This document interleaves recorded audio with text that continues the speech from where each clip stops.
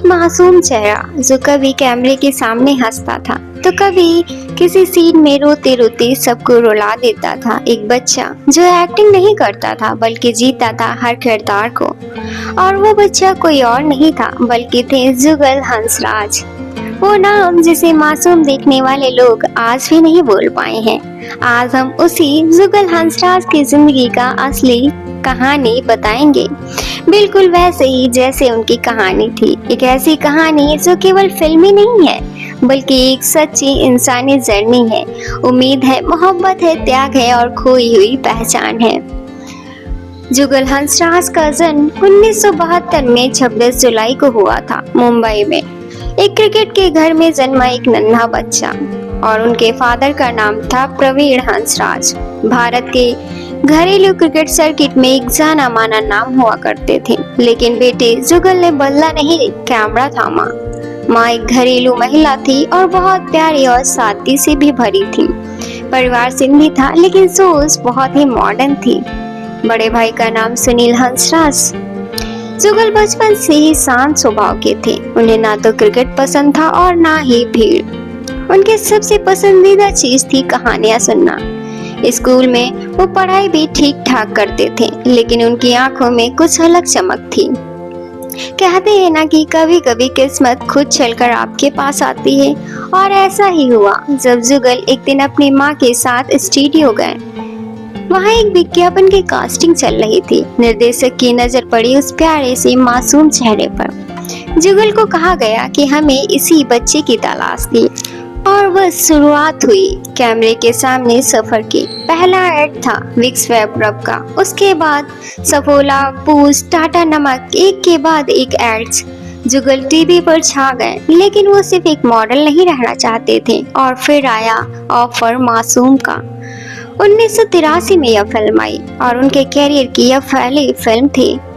यह कहानी थी एक ऐसे बच्चे की जो अपने पिता के पुराने पापों की निशानी था और माँ उसे अपनाने को तैयार नहीं थी। ये किरदार कोई और नहीं निभा सकता था सिर्फ जुगल हंसराज के अलावा। शबाना आजमी, नसीरुद्दीन शाह दोनों दिग्गज थे लेकिन सबका ध्यान जुगल पर था। राहुल, वो नाम जो आज भी लोगों के दिलों में है। मासूम फिल्म जब रिलीज हुई तो हर किसी ने कहा इस बच्चे में कुछ तो है। उसके इमोशन सीन्स, उसकी आंखों की मासूमियत और दर्शकों की आंखें नम कर गईं। बच्चे की मासूमियत और वयस्कों की क्रूरता, इस थीम को जुगल ने निभाया दिल और जान से। फिल्म बॉक्स ऑफिस पर हिट रही लेकिन उससे भी बड़ी बात, जुगल का नाम घर घर में पहुंच गया। मासूम की सफलता के बाद जुगल को बाल कलाकार की नई पहचान मिली। हर डायरेक्टर चाहता था कि उनकी अगली फिल्म में मासूम वाला लड़का हो। कर्मा 1986 में आई, सल्तनत, लोहा, हुकूमत, बहुत सारी फिल्में आई। हर फिल्म में उनका एक छोटा लेकिन यादगार रोल होता था। 80 के दशक में फिल्मों में अगर कोई बच्चा दर्शकों को इमोशन में डुबाता था तो वो थे जुगल जी। उस समय उन्हें इंडिया क्यूटेस्ट चाइल्ड एक्टर कहा जाने लगा। उनके लिए फिल्म सेट जैसे घर हो गया था। मासूम रिलीज के बाद जुगल हंसराज के लिए बचपन की दुनिया थोड़ी बदल गई। अब वे सिर्फ स्कूल जाने वाला बच्चे नहीं थे, वे थे वो राहुल जिसे पूरा देश जानता था। लेकिन स्टारडम और स्कूल एक साथ नहीं चल पाते। क्लासरूम में लोग उनसे ऑटोग्राफ मांगते, कुछ स्कूल टीचर्स अलग नजर से देखते और दोस्त कभी कभी जलन भी रखने लगे। जुगल को भी यह एहसास था कि एक समय आएगा जब उनकी मासूम छवि पीछे छूटेगी और फिर से खुद को साबित करना होगा, इस बार एक युवा अभिनेता के रूप में। 80 के दशक के आखिरी वर्षों में जुगल ने धीरे धीरे कैमरे से दूरी बना ली। वो कॉलेज में एडमिशन लेकर पढ़ाई पर फोकस करना चाहते थे। उन्हें किताबों से प्यार था, खासकर इंग्लिश लिटरेचर और फिल्म स्टडीज से। एक और एक्टिंग का अनुभव था, दूसरी ओर थिएटर का शौक। उन्होंने मुंबई के मशहूर मीठी बाई कॉलेज में एडमिशन लिया और वहीं से स्टेज थिएटर शुरू किया। कॉलेज फेस्टिवल में उनके नाटक सबसे पहले बिक जाते। उनकी आवाज, उनकी स्क्रीन प्रेजेंस और डायलॉग डिलीवरी, हर चीज में वो प्रोफेशनल फिनिश थे। कई युवा डायरेक्टर्स ने उन्हें देखा और कहा ये बच्चा तो कमाल कर देगा। लेकिन फिर भी जुगल कोई जल्दबाजी नहीं करना चाहते थे। जहां उनके समकालीन एक्ट्रेस जैसे इमरान खान, कुणाल खेमू तेजी से टीनेज रोल्स में उतरने लगे, जुगल इंतजार कर रहे थे एक परफेक्ट डेब्यू का। 1990 के शुरुआती वर्षों में उन्होंने कुछ कैमियो रोल्स किए, मोस्टली दूरदर्शन के शोज में या थिएटर फिल्मों में, लेकिन उनका दिल अभी भी किसी बड़ी रोमांटिक फिल्म में हीरो बनने की ख्वाहिश रखता था। और यह ख्वाहिश तब पूरी हुई जब एक प्रोडक्शन हाउस ने उन्हें कॉल आया। 90s के दशक का दौर बदल रहा था, म्यूजिक में नया स्वाद आ चुका था, फैशन में युवापन झलकने लगा था और फिल्मों में अब रोमांस को नई परिभाषा दी जा रही थी। पुराने जमाने के शायराना इश्क की जगह अब मॉडर्न सेंसिटिव हीरो की तलाश थी और यहीं पर एंट्री हुई उस मासूम चेहरे की जो कभी मासूम फिल्म में सबका दिल जीत चुका था, जुगल हंसराज के। साल आया 1996 जब पापा कहते हैं नाम की एक रोमांटिक फिल्म की घोषणा हुई, तो बहुत से लोगों ने उम्मीद नहीं थी कि ये कोई मेन स्ट्रीम हिट बनेगी। फिल्म में ना कोई बड़ा स्टार था, ना ही चकाचौंध वाला बजट, लेकिन इस फिल्म के साथ भी संगीत और भावात्मक कहानी ने इसे आइकॉनिक बना दिया। और इन सब के बीच सबसे ज्यादा चमकता हुआ चेहरा था जुगल हंसराज का। उनका किरदार था कबीर, एक ऐसा लड़का जो असली पिता को ढूंढने के लिए दिल्ली से मुंबई आता है और इस दौरान उसे प्यार हो जाता है एक ऐसी लड़की से जो उसकी सोच से बिल्कुल अलग होती है। इस फिल्म में जुगल का चेहरा एकदम नया लेकिन जाना पहचाना लगा। उनके बाल थोड़े लहराते हुए, चेहरे पर हमेशा एक कोमल मुस्कान और आंखों में सच्चाई। बात करने का अंदाज बिल्कुल दिल छू जाने वाला था। आज के जमाने में जिसे हम बॉय नेक्स्ट डोर कहते हैं, उस इमेज को जुगल हंसराज ने इस फिल्म में जी लिया था। लेकिन जो चीज इस फिल्म को अमर बना गई वो थी उसका संगीत।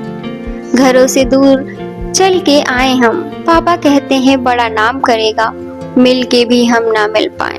इन सभी गानों में जुगल का अभिनय इतना स्वाभाविक, इतना असली था कि लोगों ने उन्हें रियल लाइफ रोमांटिक हीरो मान लिया। खासकर कॉलेज जाने वाले युवा और हर लड़की चाहती थी कि उसका बॉयफ्रेंड जुगल जैसा हो और हर लड़का चाहता था कि वो कबीर जैसा लगे। फिल्म का निर्देशन किया था महेश भट्ट ने। उन्होंने बाद में इंटरव्यू में कहा था कि जुगल में एक खास मासूमियत है जो कैमरा खुद पकड़ लेता है। वो एक्टिंग नहीं करते हैं, वो महसूस करते हैं और यही चीज आज के जमाने में दुर्लभ है। पापा कहते हैं बॉक्स ऑफिस पर एवरेज चली, लेकिन युवाओं के दिलों में ब्लॉकबस्टर बन गई। उस दौर में MTV और चैनल V जैसे जुगल सॉन्ग्स वीडियो बार बार आते थे और उनकी लोकप्रियता लगातार बढ़ती गई। इस फिल्म ने उन्हें 90s का नेशनल क्रश बना दिया। उनके पोस्टर्स, मैगजीन, सूट्स और वीडियोस, म्यूजिक हर जगह छा गए। लेकिन जितनी तेजी से स्टारडम आया उतनी ही जल्दी एक खामोशी भी आने लगी। फिल्म हिट होने के बावजूद जुगल को अगले सालों में कोई बड़े प्रोजेक्ट नहीं मिले। फिल्म इंडस्ट्री की विडंबना यही है, यहाँ टैलेंट और लुक्स के साथ साथ कैंप और गॉडफादर भी चाहिए। जुगल के पास ना कोई गॉडफादर था और ना ही कोई बड़ा ग्रुप। वो अकेले अपनी मेहनत और मुस्कान के सहारे एक ऐसी इंडस्ट्री में खड़े थे जो बहुत जल्दी भुला देती है। जुगल हंसराज अब एक जाना पहचाना चेहरा बन चुके थे। बाद में उन्हें युवा दिलों का आइकन माने जाने लगा। उनकी मुस्कान में एक मासूमियत थी और आंखों में सच्चाई जो उस दौर के किसी और हीरो में नहीं दिखती थी। लेकिन असल बॉलीवुड सिर्फ चमकती रोशनी नहीं होती, उसके पीछे बहुत गहरे अंधेरे भी होते हैं। साल आया 1997 और फिल्म आई आ गले लग जा, जिसमें जुगल को एक नए अवतार में दिखाया गया। थोड़ा मैच्योर, थोड़ा इमोशनल और थोड़ा एक्सपेरिमेंटल। लेकिन फिल्म बॉक्स ऑफिस पर कुछ खास कमाल नहीं कर पाई। लोगों को अब भी जुगल से वही प्यारा लड़का इमेज चाहिए थी जो पहली नजर में दिल चुरा ले, और यही से शुरू हुआ एक लंबा संघर्ष। फिल्म मिल रही थी लेकिन किरदार नहीं, उन्हें साइडलाइन किया जाने लगा और कई बार उन्हें रोल ऑफर होते लेकिन बाद में किसी बड़े नाम के चलते वो रोल छिन जाते। इंडस्ट्री में नेपोटिज्म का खेल तब भी जोरों पर था और जुगल, जो किसी खानदान से नहीं थे, अक्सर उस खेल के पीछे रह जाते। इसी बीच उन्होंने कई ऐसे प्रोजेक्ट किए जिनमें वो खुद विश्वास नहीं रखते थे, लेकिन वो बस इंडस्ट्री में टिके रहना चाहते थे। टीवी एड्स, छोटे रोल्स और कुछ म्यूजिक वीडियोस, उनका चेहरा तो स्क्रीन पर था, लेकिन वो स्टारडम नहीं, वो बस डिजर्व करते थे। और तभी उन्होंने एक फैसला लिया जिसने उनकी जिंदगी की दिशा ही बदल दी। जुगल ने एक्टिंग से ब्रेक लेने का निर्णय लिया और कैमरे के पीछे जाने की ठानी। हाँ, आपने सही सुना, जुगल अब डायरेक्शन की दुनिया में कदम रखने वाले थे, जहां हर कोई सामने चमकने की होड़ में था। वहीं उन्होंने पर्दे के पीछे जाकर कहानी गढ़ने का निर्णय लिया। और फिर आया साल 2005, जब उन्होंने यशराज फिल्म्स के बैनर तले एक ऐसी एनिमेटेड फिल्म बनाई जो इंडिया की पहली सफल एनिमेटेड फिल्मों में से एक बन गई। जी हाँ, रोड साइड रोमियो। एक्टर से डायरेक्टर बनने की यात्रा आसान नहीं थी। उन्हें स्क्रिप्ट लिखने से लेकर visual development, voice over recording और पोस्ट प्रोडक्शन तक हर पहलू में खुद को झोंक देना पड़ा। कई बार प्रोजेक्ट बंद होते होते बसे, फंडिंग रुकती, लोगों को यकीन नहीं होता कि जुगल जैसे रोमांटिक छवि वाला एक्टर एनिमेशन डायरेक्टर बन सकता है। जुगल हंसराज एक डायरेक्टर, लेखक और प्रेरणा भी बने। जी हाँ, जुगल हंसराज की एक्टिंग का मंच धीरे धीरे जब फीका पड़ा, लेकिन उन्होंने रचनात्मक ऊर्जा अब नए रूप में फूटने को तैयार कर लिया। जब कैमरे के सामने उन्हें वो मुकाम नहीं मिला जिसे उन्होंने अपने बचपन में देखा और महसूस किया था, तो उन्होंने कैमरे के पीछे जाकर उसे खोजने की ठानी और 2005 वाले film road side Romeo release किया। उसका निर्देशन किया। यह सिर्फ एक प्रोग्राम नहीं था, बल्कि एक भारतीय एनिमेशन इंडस्ट्री के लिए एक बड़ी छलांग थी। फिल्म के स्क्रिप्ट, डायरेक्शन, कैरेक्टर डेवलपमेंट सभी जुगल की छाप दिखती है।